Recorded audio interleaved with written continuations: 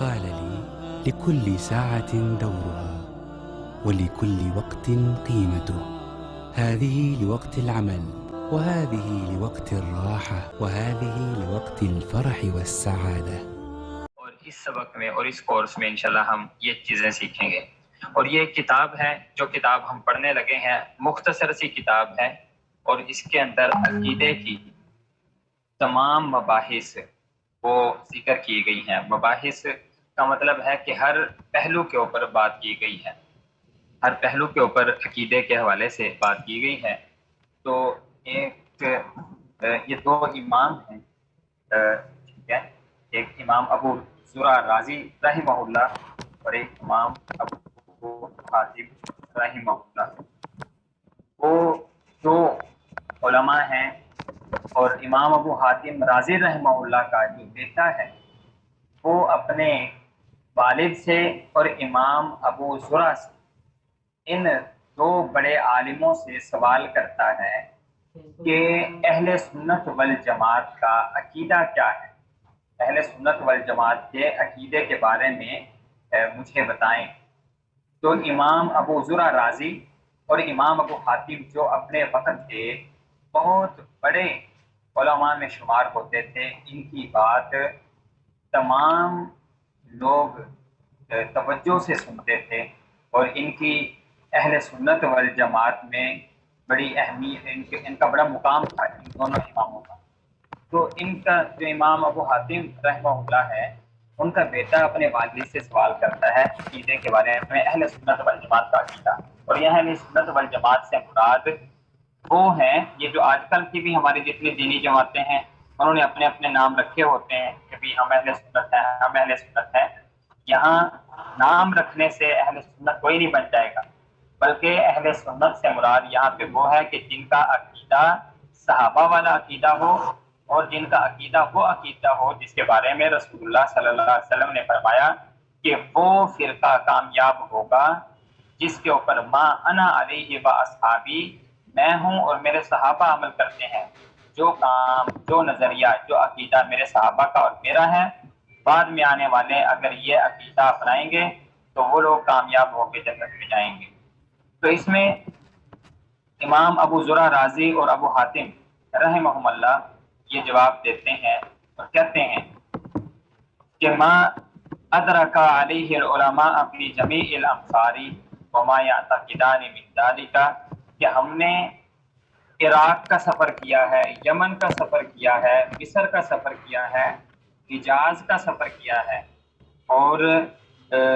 یہ یمن کا سفر کیا ہے، نجد کا سفر کیا ہے. مختلف علاقے ہیں یہ اس دور میں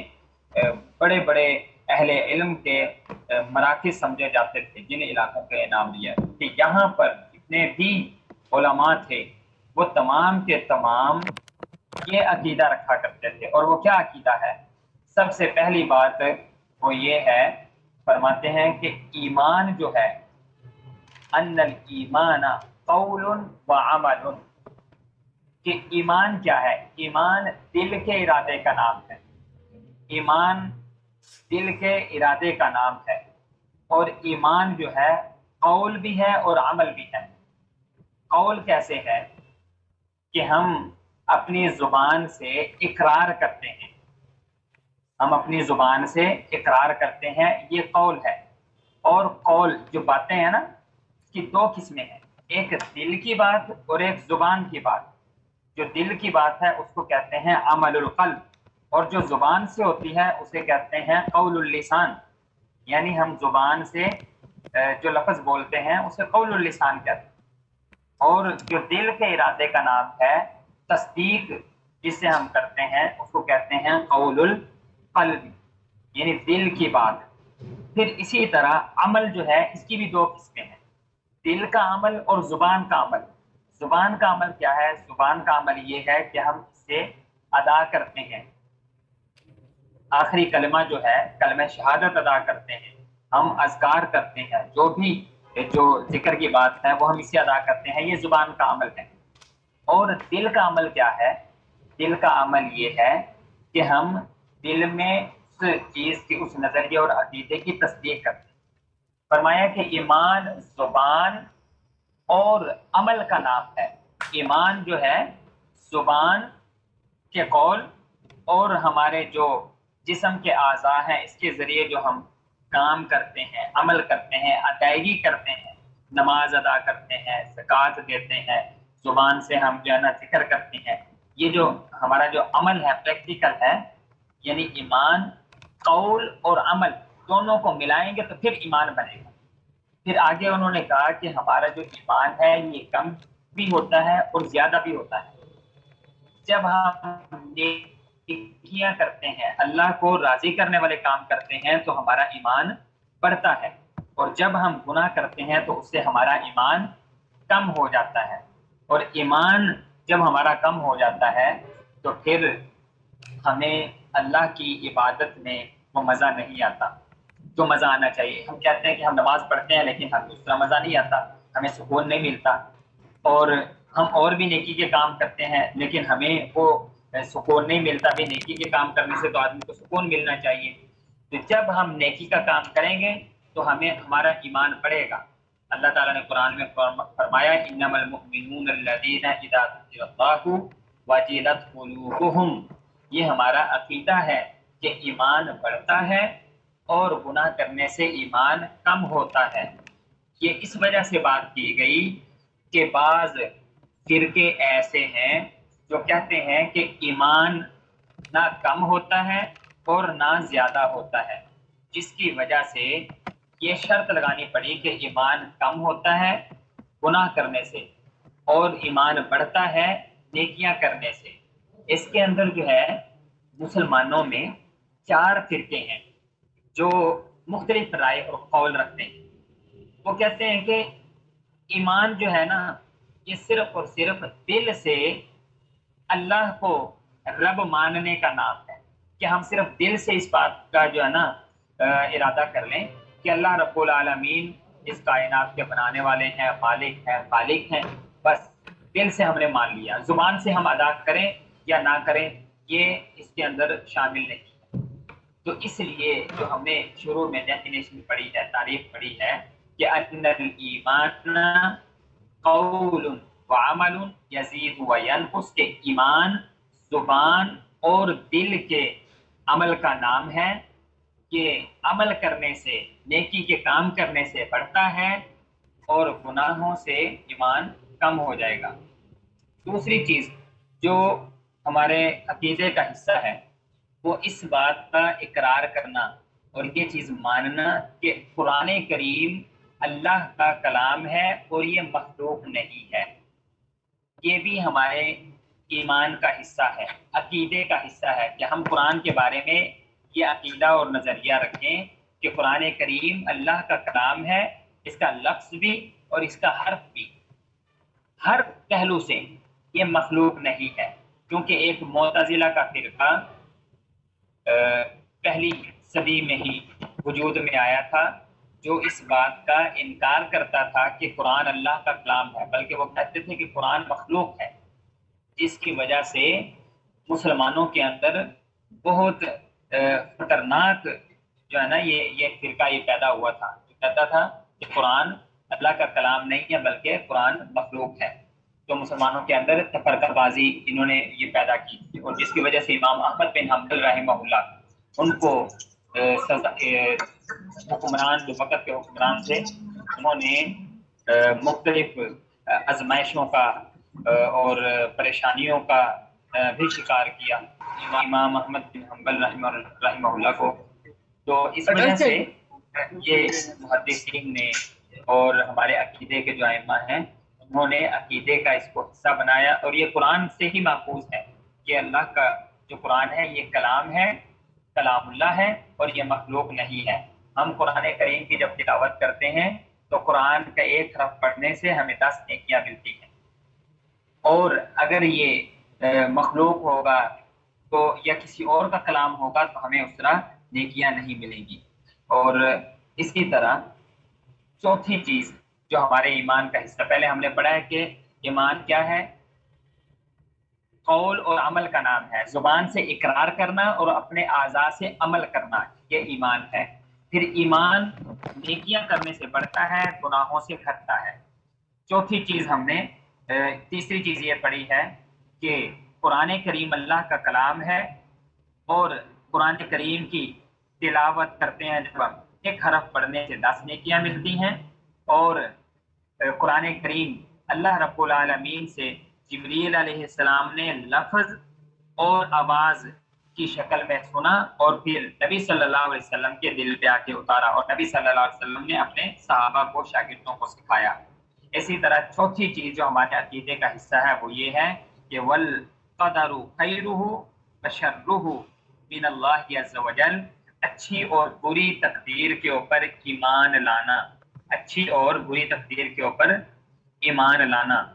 ایمان لانا یہ ہمارے عقیدے کا حصہ ہے کہ جو بھی ہوتا ہے یہ اللہ رب العالمین کے حکم سے ہوتا ہے۔ اللہ رب العالمین نے اچھی اور بری یہ دونوں تقدیریں ہماری لکھ دی ہیں، اور اللہ رب العالمین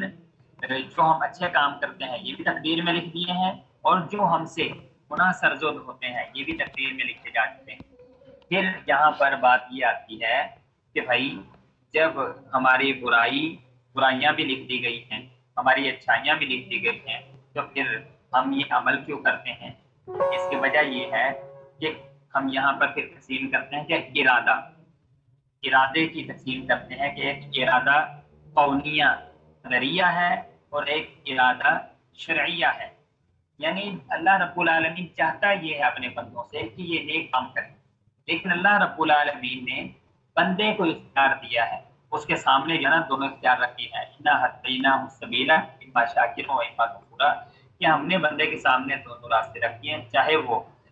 نیک بن جائے یا چاہے جو ہے نا وہ جو گناہ گاروں والا راستہ ہے، برے لوگوں والا راستہ ہے، اسے اپنا لیں۔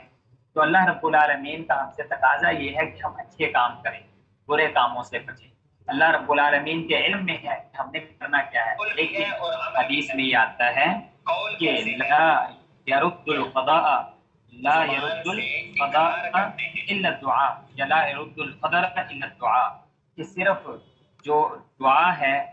یہ تقدیر کو بدلتی ہے۔ ہم اللہ رب العالمین سے اگر ہمیں نہیں پتہ، غیب کا علم ہے، اگر ہماری تقدیر میں کچھ ایسا لکھا جا چکا ہے کہ بھئی ہمارا خاتمہ اچھا نہیں ہوگا، برائی پہ ہوگا، ہم اللہ رب العالمین سے ہر وقت دعا مانگیں، یا اللہ ہمارا خاتمہ بالخیر کر، اور ہم دعا مانگیں گے تو اللہ رب العالمین ہماری تقدیر بدل دے گا، اللہ رب العالمین ہمارا خاتمہ بالخیر کرے گا۔ یہ تقدیر کے حوالے سے ہو گیا کہ اچھی اور بری تقدیر کا پورا یقین یہ ہونا چاہیے ہمیں کہ یہ اللہ رب العالمین کی طرف سے ہے، اچھی اور بری۔ پھر اس کے بعد یہ ہے کہ ہمارے یہ عقیدے کا حصہ ہے، اور یہ بڑی آج کل کے دور میں، آج کل کی جو فضا ہے اس میں بڑی یہ چیز چل رہی ہے کہ صحابہ کرام رضوان اللہ علیہم اجمعین کے بارے میں ہمارا عقیدہ کیا ہونا چاہیے، ایک مسلمان کا نظریہ، سوچ، فکر کیا ہونی چاہیے۔ تو اس کے حوالے سے ہمارے عقیدے کا حصہ یہ ہے کہ وَخَيْرُ هَذِهِ الْأُمَّةِ بَعْدَ نَبِيِّهَا علیہ الصلاۃ والسلام ابو بکر صدیق، کہ انبیاء کے بعد سب سے افضل ترین ہستی، تمام اہل سنت والجماعت کا اس پہ اتفاق ہے، ابو بکر رضی اللہ عنہ، دوسرے نمبر پہ حضرت عمر رضی اللہ عنہ، تیسرے نمبر پہ حضرت عثمان رضی اللہ عنہ، چوتھے نمبر پہ حضرت علی رضی اللہ عنہ۔ ہمارا یہ عقیدہ ہونا چاہیے کہ جو خلفائے راشدین کی ترتیب ہے، یعنی حضرت ابوبکر رضی اللہ عنہ پہلے، دوسرے حضرت عمر رضی اللہ عنہ، تیسرے حضرت عثمان رضی اللہ عنہ، چوتھے حضرت علی رضی اللہ عنہ، اس ترتیب کو سامنے رکھتے ہوئے کہ یہ خلفائے راشدین کی ترتیب ہے، اور افضل ترین جو ہستیاں ہیں ان میں ترتیب انبیاء کے بعد بھی ترتیب یہی ہے کہ سب سے افضل انبیاء کے بعد اگر اس امت کے لوگوں میں کوئی ہے تو حضرت ابوبکر ہیں، پھر حضرت عمر، پھر حضرت عثمان، اور پھر حضرت علی رضی اللہ عنہ۔ یہ بات اس لیے یہاں پر کی گئی ہے، عقیدے کا حصہ بنائی گئی ہے کہ ایک فرقہ یا کچھ فرقے ایسے پیدا ہوئے جنہوں نے نعوذ باللہ آپ علیہ الصلوۃ والسلام کے دنیا سے چلے جانے کے بعد یہ عقیدہ اور نظریہ اپنایا کہ آپ کی رحلت کے بعد सहाबा किराम रिज़वानुल्लाहि अलैहिम अजमईन नाउज़ुबिल्लाह वो दायरा इस्लाम से बाहर निकल गए थे, दायरा इस्लाम यानी दीन इस्लाम को छोड़ चुके थे। ये एक मुसलमानों के साथ बहुत बड़ा खिलवाड़ किया गया, ये नज़रिया और अकीदा रख के। जो आप सल्लल्लाहु अलैहि वसल्लम के साथ मिलके दीन इस्लाम की आप यारी कर रहे हैं, उनकी शख्सियात को, उन हस्तियों को मजरूह करके लोगों के सामने पेश करने का मकसद ये है कि उनके ज़रिए जो अहादीस हम तक पहुंची हैं, उनके ज़रिए जो दीन के अहकाम हम तक पहुंचे हैं, जब उन शख्सियात को गैर मोतमद,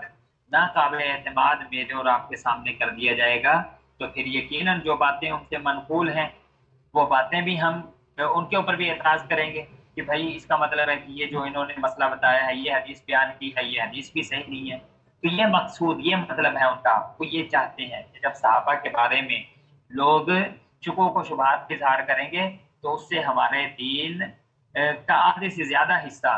तो वो गैर मोतमद हो जाएगा, नाकाबिल एतमाद हो जाएगा, जिसकी वजह से